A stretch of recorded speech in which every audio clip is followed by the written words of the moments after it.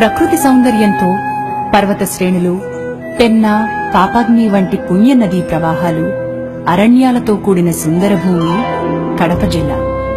శంకరాచార్య పీఠం పుష్పగిరి, పోతన భాగవతాన్ని అంకితం అందుకున్న కోదండరామస్వామి, 2వ శతాబ్దానికి చెందిన బౌద్ధ క్షేత్రాలు, కాలం తాకిడికి చెక్కు చెదరని సౌమ్యనాథాలయం, ఇప్పటికీ ప్రజాదరణ పొందుతున్న గండి ఆంజనేయ స్వామి, సంగమేశ్వరాలయాలతో అద్భుత శిల్ప సంపదతో అలరారే దివ్యభూమి ఈ కడప.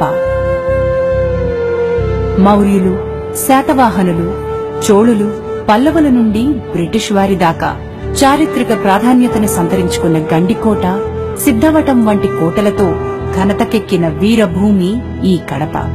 సంకీర్తనాచార్యుడు అన్నమయ్య, కాలజ్ఞాన తత్వబోధకుడు వీరబ్రహ్మం, కవి, సామాజిక సంస్కర్త యోగి వేమన సంచరించిన పుణ్యభూమి కడప.